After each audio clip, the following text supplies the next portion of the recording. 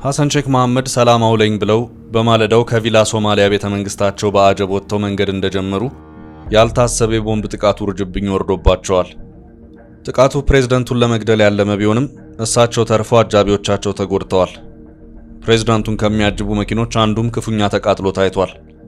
መኪናው በፕሬዝዳንቱ ላይ የሚደርስን ጥቃት የመከላከል አቅም የነበረው አይነት ቢሆንም የደረሰበት ጉዳት ከፍተኛ መሆን የጥቃቱን አደገኝነትና የጥቃት አድራሾችን ድፍረት የሚያሳይ ነው። ጥቃቱ ሲፈጸም ወታደሮችና ነዋሪዎች በአይናቸው እንዳዩ ለሮይተርስ የተናገሩ ሲሆን የሮይተርስ ጋዜጠኛ በቦታው ተገኝቶ በቤተ መንግስቱ አቅራቢያ የተገደሉ 4 ሰዎችን ማየቱን ዘግቧል። ይህንንም ተከትሎ የአልቃይዳ ንብረት በሆነ የቴሌግራም ቻናል ላይ አጭር መግለጫ የሰጠው አልሸባብ የኛ ታጣቂዎች ያቀዱት ከቤተ መንግስት ወደ ሪፖርት በመሄድ ላይ የነበረውን የፕሬዝዳንቱን መኪና ለመምታት ነበር ሲል ለጥቃቱ ኃላፊነቱን ወስዷል። በ2014 ሐሰን ሼክ መሐመድ በአንድ ሆቴል ውስጥ ንግግር ላይ በማድረግ ላይ ሳሉ አልሸባብ ሆቴሉን በቦምብ ደብድቦ ሊገድላቸው ቢሞክርም በህይወት መትረፋቸው ይታወሳል። የአሁኑ ጥቃት በፕሬዝዳንቱ ላይ ሲሞከር ሁለተኛው ነው።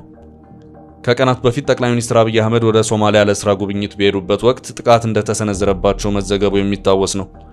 ጥቃቱን የሰነዘረው አልሸባብ የተባለው አክራሪ ቡድን እንደሆነ ታምኗል። ለመሆኑ አልሸባብ በሶማሊያ ያለው አቅም ምን ያህል ነው? ኢትዮጵያንስ የሚያሰጋት የአልሸባብ እንቅስቃሴ ይኖር ይሆን?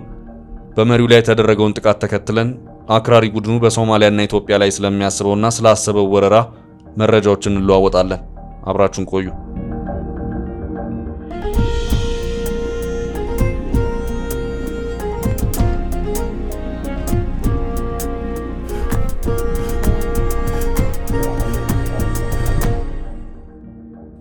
የዓለም ሽብር ሪፖርት ወይም ግሎባል ቴሮሪዝም ሪፖርት 2022 እንደሚያትተው የአልሸባብ ሽብር ጥቃት ቢቀንስ እንጂ አሁንም ድረስ አልተገታም።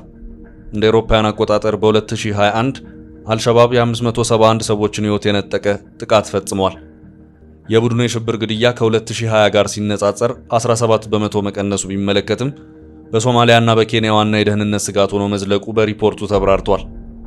ከአልሸባብ ሰለባዎች ውስጥ 93 በመቶ ሶማሊያውያን ሲሆኑ 6 በመቶ ደግሞ ኬንያውያን ናቸው።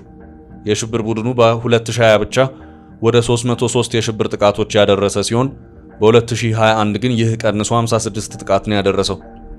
ይህ ጉልህ የመጠን ቅናሽ ግን ቡድኑ በሚገላቸው ሰዎች አሃዝ ላይ 17 በመቶ ቅናሽ ብቻ ነው ያመለከተው። ከዚህ በመነሳት አልሸባብ ጥቃቱን ቢቀንስም ውጤታማ ገዳይነቱን ግን አልቀነሰም ማለት ይቻላል።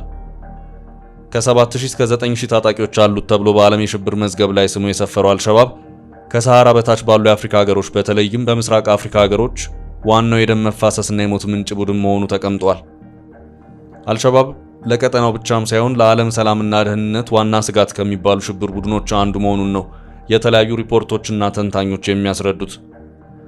በካውንስል ኦን ፎሬን ሪሌሽንስ CFR ገጽ ላይ የኋላ ታሪኩ እንደተዘገበው ከሆነ አልሸባብ የአልኢትሃድ የአልኢስላሚያና የእስላማዊ ፍርድ ቤቶች ህብረት ውጤት መሆኑ ተከትቧል።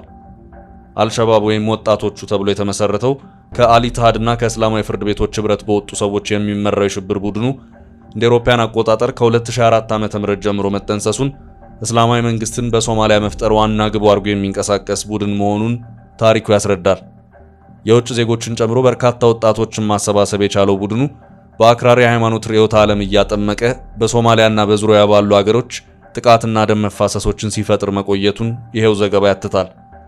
ይህን የሽብር ቡድን ለመደምሰስ በርካታ ጥረት ሲደረግ ቆይቷል። እስካሁንም ጠንካራ መንግስት መፍጠር የተሳናት ሶማሊያን በመደገፍ የአፍሪካ ህብረት ጦር አዝምቷል። ከህብረቱ የአሚሶም ጦር ጎን ደግሞ ኢትዮጵያ በተናጠል ጦር በማዝመት ጭምር የሶማሊያ ጸጥታን አስተማማኝ ለማድረግ ብዙ መልፋቷ ይታወቃል። አልሸባብን በሽብር መዝገቧ ለመጻፍ እንደ አውሮፓውያን አቆጣጠር እስከ ፌብሩዋሪ 2008 ስታመነታ የቆየችው አሜሪካ ከአልቃይዳ ጋር በይፋ ትስስር መፍጠሩን የሚናገረውን አልሸባብ ለመዋጋት የኋላ ኋላ ብዙ ጥረት ማድረጓ ይነገራል። ደናብ ተብሎ የሚጠሩ ልዩ ወታደሮችን ለሶማሊያ በማሰልጠንና በማስታጠቅ ስትረዳ የቆየችው አሜሪካ በአየር ድሮን ጥቃትም በርካታ የቡድኑ አመራሮችን በማደን በቀጥታ ተሳትፋለች።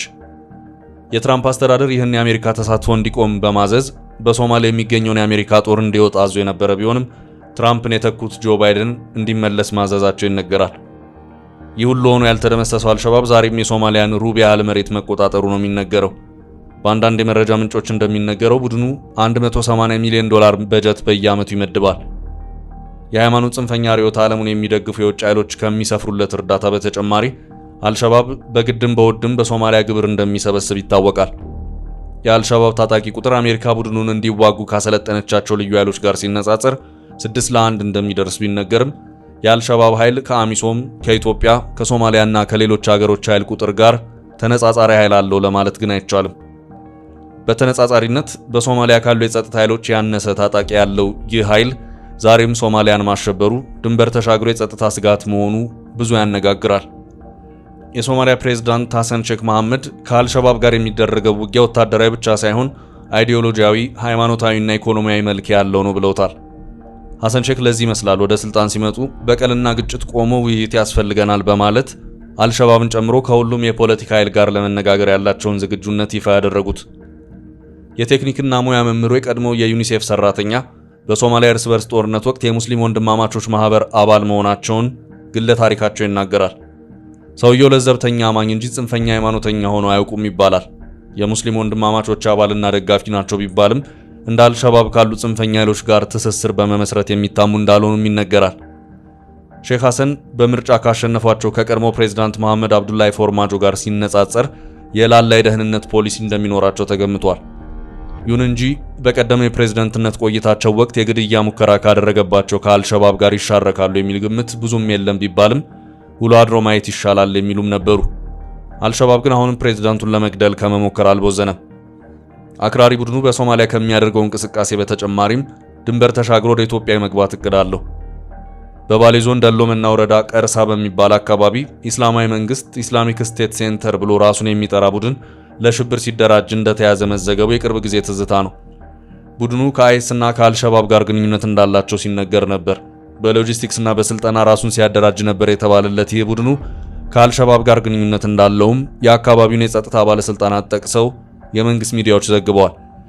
ከዚያ በኋላ ደግሞ ለባሌ ዞን አዋሳኝ በሆነው የሶማሌ ክልል አፍዴር ዞን ኤልከሬ ወረዳ የሶማሊያ አሸባሪ ቡድን አልሸባብ ጥቃት ለማድረስ መሞከሩ ተሰማ። የሶማሌ ክልል ጸጥታ ኃይሎች ከመከላከያ ሰራዊት ጋር በቅንጅት በከፈቱ ዘመቻ የአልሸባብ ህዋስ መደምሰሱ ቢነገርም ቡድኑ የሶማሊያን ድንበር አልፎ የሶማሌ ክልልን ተሻግሮ ወደ ኦሮሚያ ክልል ለመዝለቅ ተደጋጋሚ ጥረት እያደረገ መሆኑ ይገመታል። ይህንንም አስመልክቶ አቶ ሙስጠፌ በወቅቱ ሁኔታውን ሲያስረዱ እንዲህ ነበር ያሉት። አልሸባብ ነዳጅና የተፈጥሮ ጋዝ አለባቸው ተብሎ የሚገመቱ የሶማሌ ክልል አካባቢዎችን ከመቆጣጠር ባለፈ በአፍዴር ዞን በኩል ወደ መሃል ሀገር የመግባት ፍላጎት ነበረው። ሆኖም በመከላከያና በጸጥታ ኃይላችን ጥረት ሙከራው በአጭሩ ተቀጭቷል። አልሸባብ በእነዚህ የጥቃት ሙከራዎቹና በኢትዮጵያ ድንበር ህዋሱን ለመዘርጋት ባደረገው ጥረት ድንበር ተሻጋሪ አደጋ መሆኑን እያሳየ ይገኛል። ከዚህ ቀደም ከሶማሊያ ተሻግሮ በኬንያና በኡጋንዳ ጭምር ጥቃት ቢያደርስም ወደ ኢትዮጵያ ግን ብዙም ድፍረቱን ሳያገኝ ቆይቷል። በመሃል ወደ ኢትዮጵያ ለመዝለቅ ያደረገው ጥረት ባይሰምርም እንኳ ቡድኑ ፍላጎቱ ምን እንደሆነ ለማሳየት መቻሉን ብዙዎች ይገምታሉ።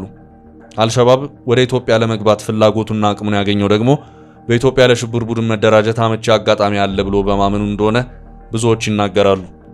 የአልሸባብ ኃይል ድንበር ዘልቆ የመለመላቸው ታጣቂዎችና ቆፍሮ የቀበራቸው መሳሪያዎች መያዛቸውን የሶማሌ ክልል ይፋ አድርጎ ነበር። አልሸባብ ለምን በኢትዮጵያ ላይ ጥቃት መክፈት ፈለገ? ዋይ ዲድ አልሸባብ አታክ ኢንሳይድ ኢትዮጵያ በሚል የቪኦኤ እንግሊዘኛ ዘገባ ላይ የቀድሞ የቡድኑ አባል የኦማር መሐመድ አቡ ሀያን ምላሽን አስነብበዋል።